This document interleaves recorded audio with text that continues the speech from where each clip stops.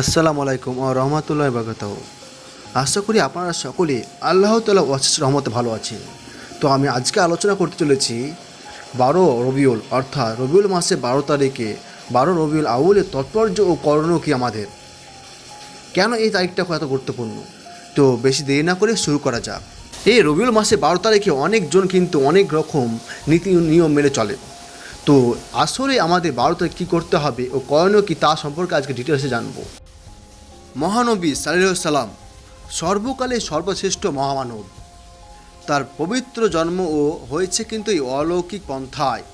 তার জন্মে গোটা বিশ্ব জুড়ে আলোড়ন সৃষ্টি হয়েছে বিপুল উৎসাহ ও উদ্দীপন। পৃথিবীর ইতিহাসে তিনি একমাত্র ব্যক্তি যা স্মরণ সব জাতি সব যুগে করেছে। কিন্তু কবে এই মহামানবে জন্মগ্রহণ করেছেন তা নিয়ে সব আলোচনা রবিউল মাস ঘিরেই হয়ে থাকে। আজ পবিত্র 12 রবিউল আউল ইসলামের ইতিহাসে দিনটি অত্যন্ত তাৎপর্যপূর্ণ।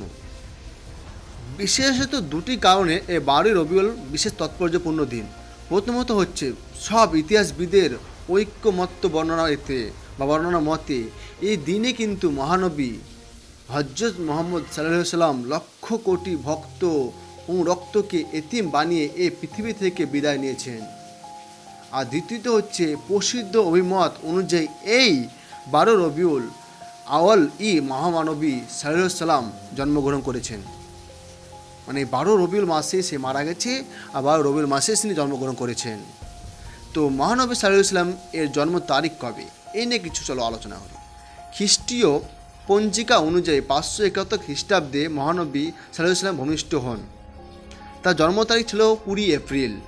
আরবি হিজরি সন অনুযায়ী তার জন্ম তারিখ নিয়ে মতভেদ আছে। কেউ কেউ বলেন রবিউল আউলের 8 তারিখ মহানবী সাল্লাল্লাহু আলাইহি সাল্লাম জন্মগ্রহণ করেছেন। বেশিরভাগ হাদিস বিশারদ একে বিশুদ্ধ বলেছেন, যা 8 তারিখটা ঠিক না। মহানবী সাল্লাল্লাহু আলাইহি সাল্লাম এর জীবনীকারদের মধ্যে ইবনে ইসহাক প্রথম সারি জীবনীকার। তিনি বলেন মহানবী সাল্লাল্লাহু আলাইহি সাল্লাম হাতি বাহিনীর ঘটনার বছর অর্থাৎ 12 রবিউল আউলে জন্মগ্রহণ করেছেন। আধুনিক যুগে সিরাত বিষয়ে আর রহিকুল মাকতুম নামক গ্রন্থটির বেশ আলোচনা আছে। সেই গ্রন্থে এসেছে সাইয়্যিদুল মুরসালিন মক্কায় বনি হাসিমের ঘাঁটিতে সোমবার সকাল 9টায় রবিউল আউল জন্মগ্রহণ করেন। এই বছর হাতি ঘটনা ঘটে।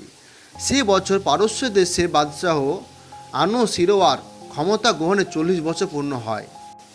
তাফসিরে মারিকুল কোরআন প্রণেতা মুফতি মোহাম্মদ শফি রাদিয়াল্লাহু তাআলা মহানবী সাল্লাল্লাহু আলাইহি সাল্লামের জন্ম তারিখ সম্পর্কে আরও কিছু অভিমত উল্লেখ করেছেন।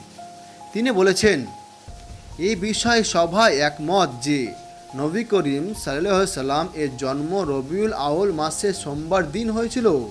কিন্তু তারিখ নির্ধারণে 4টি বর্ণনা প্রসিদ্ধ হয়েছে: 2, 8, 10, 12 রবিউল আউল মাস। এর মধ্যে হাফিজ মুগলতাই রাদিয়াল্লাহু তাআলা 2 তারিখে বর্ণনা গ্রহণ করেন। অন্য বর্ণনাগুলিকে দুর্বল বলে মন্তব্য করেছেন, কিন্তু প্রসিদ্ধ বর্ণনা হচ্ছে 12 তারিখেই বর্ণনা। তারিখে ইবনে আসির গ্রন্থে এ তারিখই গ্রহণ করা হয়েছে 12 রবিউল মাসের। তো গবেষক মাহমুদ পাশা জ্যোতির্বিজ্ঞানের আলোকে 9 তারিখ গ্রহণ করেছেন। ইনি বলেছেন 9 তারিখে জন্মগ্রহণ করেছেন। এটি সবার মতে বিপরীত ও সূত্রবিহীন উক্তি।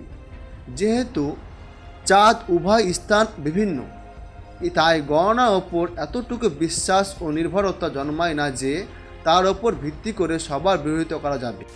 মহানবী হযরত মুহাম্মদ সাল্লাল্লাহু আলাইহি সাল্লাম এর জন্ম তারিখ নিয়ে বিতর্ক থাকলেও দিন হিসাবে কিন্তু সোমবার সম্পর্কে কোনো মতভেদ নেই। কারণ এই যে জীবন চরিতকাররা এত একমত যে রবিউল আউল মাসের 8 ও 12 তারিখের মধ্যেই অর্থাৎ সোমবারের দিন নবী সাল্লাল্লাহু আলাইহি সাল্লামের জন্ম হয়। এই সোমবার যে 8 অথবা 9 কিংবা 12 এইটুকুকেই হিসাবে পার্থক্য রয়ে গেছে মাত্র, কোন ডেটটা ঠিক। তবে বেশিরভাগ কিন্তু বৈজ্ঞানিকের মতে, বেশিরভাগ ঐতিহাসিকের মতে 12 রবিউল মাসটাই কিন্তু এই নবী সাল্লাল্লাহু আলাইহি সাল্লামের জন্মদিন। তো চলো এবার আমরা জানি মহানবী অর্থাৎ তথা সারা বিশ্বের নবী সাল্লাল্লাহু আলাইহি সাল্লাম এর জন্মের দিনে কিছু বিস্ময়কর ঘটনাগুলি। সোমবার প্রভাতের সময় অর্থাৎ সকালবেলায় কয়েক মাস হলো আবরাহার হাতি বাহিনী কাবা শরীফে হামলা করেছে 20 বা 22 এপ্রিল 571 খ্রিস্টাব্দ রাত 4:20। এই সময় পৃথিবীর ইতিহাসে অন্যতম বিস্ময়কর ঘটনা ঘটে। এই সময় জন্মগ্রহণ করেন বিশ্ব নবী, প্রিয় নবী হজরত মোহাম্মদ সাল্লাল্লাহু আলাইহি সাল্লাম। আব্দুর রহমান বিনয় আউফ রাজি আল্লাহ তাআলা এর মা সিফা বিনতে আসওয়াদ রাজি আল্লাহ তাআলা, তিনি মহানবী সাল্লাল্লাহু আলাইহি সাল্লাম এর মা হজরত আমিনা বিনতে ও হাবের সঙ্গে দায়া বা নার্স হিসাবে ছিলেন। তিনি মহানবী সাল্লাল্লাহু আলাইহি সাল্লাম এর জন্মের সময়ের বিস্ময়কর কিছু ঘটনা বর্ণনা করেছেন আমাদের সামনে। মহানবী সাল্লাল্লাহু আলাইহি সাল্লাম যখন এলেন, গোটা কামরা গোটা ঘর আলোকময় হয়ে গেল। হজরত সিফা দেখলেন সদ্য ভূমিষ্ঠ এ সন্তান একেবারে সাফ সুতরা জন্মগ্রহণ করেছে, যার গায়ে কোনো পাক কিছু নেই, আর পবিত্রভাবে জন্মগ্রহণ হচ্ছে। কোনো ধরনের ময়লা আবর্জনা রক্ত এমনকি শ্লেষ্মা তার দেহে নেই। অন্য কোনো নবজাত ভূমিষ্ঠ হলে তার শরীরে কিন্তু মায়ের পেট থেকে বিভিন্ন বস্ত্র লেগে থাকে, কিন্তু মহানবী সাল্লাল্লাহু আলাইহি সাল্লামের জন্মগ্রহণের সমর্ছেন সম্পূর্ণ পবিত্র অবস্থায়, পবিত্র হয়ে। অন্যান্য শিশুর নাভি একসঙ্গে থাকে, পরে সেটা কেটে ফেলা হয়, তবে মহানবী সাল্লাল্লাহু আলাইহি সাল্লাম ভূমিষ্ঠ হয়েছে নাভি কর্তৃত অবস্থায়। অন্যদের বেলা দেখা যায় মুসলিম ছেলেগুলি বা মুসলিম ছেলে শিশু বড় হলে তাদের মুসলমানি করাতে হয়, কিন্তু মহানবী বিশ্বনবী সাল্লাল্লাহু আলাইহি সাল্লাম জন্মগ্রহণ করেছেন মুসলমানি করা অবস্থায়। হাদিস শরীফে বর্ণিত হয়েছে, রাসূল সাল্লাল্লাহু আলাইহি সাল্লাম ইরশাদ করেন, মহান আল্লাহ আমার প্রতি যে সম্মান দেখিয়েছেন তার অন্যতম হলো কিনা আমি খতনা বিশিষ্ট অবস্থায় জন্মগ্রহণ করেছি, যাতে আমার লজ্জার স্থান কেউ যেন না দেখে। হযরত সিফা বিষয়টি দেখে অভিভূত হলেন।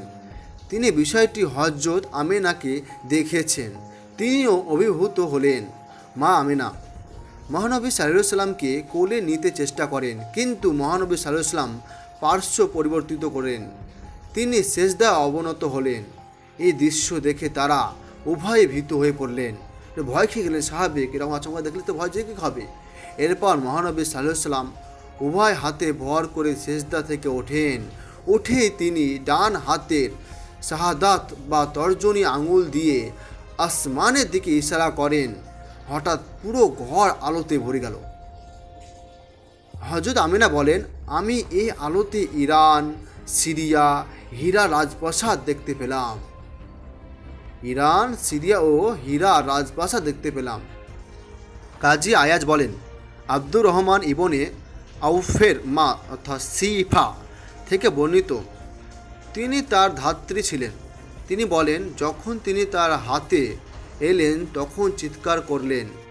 তিনি এক ঘোষককে বলতে শুনেছেন, আল্লাহ তোমার ওপর অনুগ্রহ করুন। সে জায়গা থেকে একটি নূর বের হলো, যা দ্বারা রোমের প্রাসাদ দেখা গেল। ইবনে আব্বাস রাদিয়াল্লাহু বলেন, এক সময় শয়তান আসমানে যেতে পারত, গিয়ে ফেরেশতাদের গায়েবী সংবাদ শ্রবণ করত, শুনত। তারপর তাদের গণকদের কাছে তা পৌঁছে যেত। যখন হজরত ঈসা আলাইহিস সালাম জন্মগ্রহণ করেন, তখন তাদের 3 আসমান থেকে বহিষ্কার করা হয়। আর যখন মহানবী সাল্লাল্লাহু আলাইহি সাল্লাম জন্মগ্রহণ করেন, তাদের সব আসমান থেকে কিন্তু বহিষ্কার করা হয়। এরপর থেকে তাদের কেউ যখন কিছু শ্রবণ করা কর্ণ আসমানে যায়, তখন তাদের আগুনে স্ফুলিঙ্গ নিক্ষেপ করে বিতাড়িত করে। যে রাতে নবী অর্থাৎ বিশ্বনবী সাল্লাল্লাহু আলাইহি সাল্লাম জন্মগ্রহণ করেন, সেই রাত্রে পারস্য ও ইরানের রাজপ্রাসাদ কম্পন ধরে। সেখানে প্রায় 14টি গম্বুজ ভেঙে পড়ে। এর মধ্যে তাদের 14 জন বংশধর ক্ষমতাবান হওয়ার ইঙ্গিত দেখা দেয়। তাদের 10 জন পরবর্তী 4 বছরে ক্ষমতায় আসে, আর বাকিরা ওসমান রাদিয়াল্লাহু তাআলা শহীদ হওয়া পর্যন্ত ছিল। মহানবী সাল্লাল্লাহু আলাইহি সাল্লাম জন্মের দিন পারস্যে আগুন নিভে যায়, যা 1000 বছর ধরে প্রচলিত ছিল। মহানবী সাল্লাল্লাহু আলাইহি সাল্লাম এর পবিত্র জন্মে গোটা বিশ্ব সারা পড়ে গিয়েছিল। তার জন্মের পর 3 দিন পর্যন্ত কাবা শরীফ দুলতে থাকে।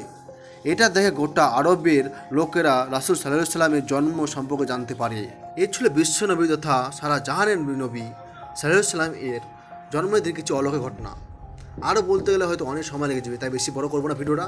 তো এবার আমাদের আলোচ্য বিষয় হচ্ছে আরও একটা, যে মহানবী সাল্লাল্লাহু আলাইহি সাল্লাম এর জন্মের দিনে আমাদের করণীয়টা কী কী করতে হবে। অর্থাৎ মহানবী সাল্লাল্লাহু আলাইহি সাল্লামকে সোমবারের রোজা সম্পর্কে জিজ্ঞাসা করা হলে তিনি বলেন, এর দিনে আমি জন্মগ্রহণ করেছি এবং এর দিনে আমাকে নবুয়ত দান করা হয়েছে। মুসলিম শরীফে বর্ণিত বিশুদ্ধ এই হাদিসের আলোকে জানা যায় প্রিয় নবী সাল্লাল্লাহু আলাইহি সাল্লামের জন্মদিনে উম্মতে করণীয় কী। এই দিনে উম্মতে করণীয় হলো রোজা রাখা, তার প্রতি অধিক পরিমাণে দুরুদ ও সালাম পাঠ করা। আর অন্য হাদিসে মহানবী সাল্লাল্লাহু আলাইহি সাল্লাম বলেন, সোমবার ও বৃহস্পতিবার বান্দার আমল নামা আল্লাহ দরবারে উপস্থিত করা হয়, সুতরাং রোজা অবস্থায় আমার আমল নামা উপস্থিত করা হোক, এটা আমি পছন্দ করি। তাই মহানবী সাল্লাল্লাহু আলাইহি সাল্লাম জন্মের দিন নফল রোজা রাখা প্রকৃতি নবী প্রেমের বহিঃপ্রকাশ। সবচেয়ে বড় কথা হলো মহানবী সাল্লাল্লাহু আলাইহি সাল্লাম জন্মের ঘটনার চেয়েও তার সর্বব্যাপ্ত জীবন দর্শন আমাদের জন্য অধিক প্রয়োজনীয়। মহানবী সাল্লাল্লাহু আলাইহি সাল্লামের জন্মের বিষয়টি একান্ত তার ব্যক্তিগত, কিন্তু তার সিরাত ও জীবনাদর্শ সব যুগের সব মানুষের জন্য, বিশ্ব মানবতার মুক্তির জন্য। আর এই নবী প্রেমের প্রথম শর্ত হলো নবীর অনুগত্য। বাস্তব জীবনে এর প্রতিফলন না ঘটলে নবী প্রেমে যাবে অর্থহীন, যে আমি নবীকে ভালোবাসি এটা অর্থহীন হয়ে যাবে। তাই আমরা নবীর পথ অনুযায়ী চলার চেষ্টা করব। আল্লাহ পাক আমাদের বেশি বেশি করে শোনার থেকে আমল করা তৌফিক দান করুক। তাহলে আল্লাহ আমিন। সকলে ভালো থাকুক, সুস্থ থাকুক। খোদা হাফেজ।